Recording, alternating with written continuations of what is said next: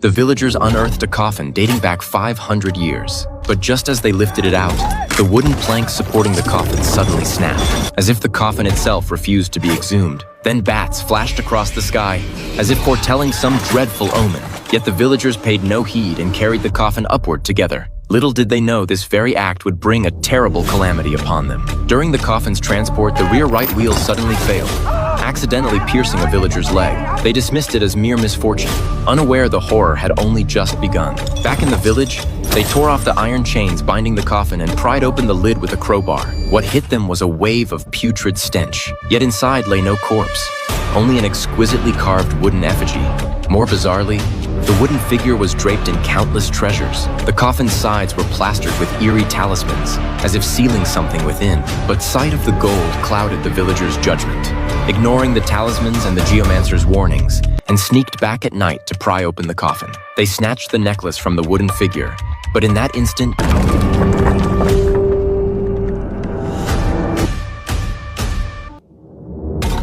Jack bolted in terror. Yet instead of fleeing home to sleep, he raced to the casino to sell the necklace. But the owner's offer fell far short of his expectations. Jack slunk back home dejectedly. On the path home, the wooden bridge suddenly shook violently. Barely regaining his footing, he spotted a terrifying ghostly figure nearby. Jack froze in terror at the sight. Suddenly, the shadow appeared beside him. In an instant, the evil spirit possessed Jack's body, plunging him into the icy river below. Villagers assumed Jack's death was mere accident, but Mike, who also coveted the collar, knew his demise was linked to the cursed artifact. Now that Jack was dead, the stolen necklace went unclaimed.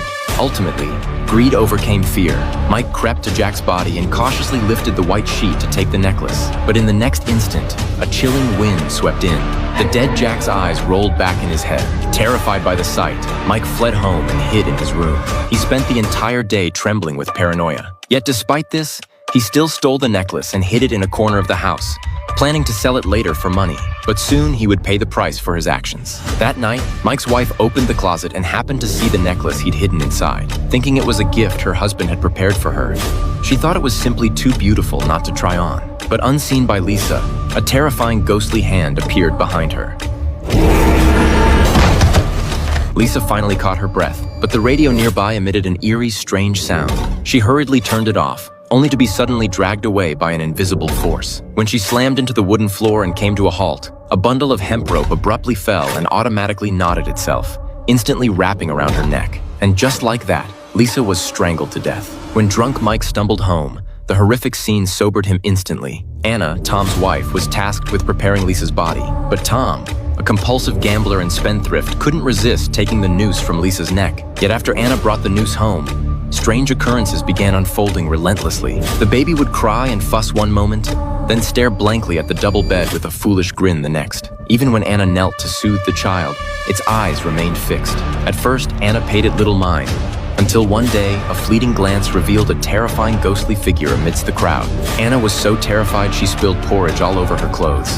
But in that instant, the apparition vanished. To wash the stains off her clothes, Anna went to the cleaning room. But as she scrubbed, a dark shadow flashed by. When she returned to the fair, her husband was gone.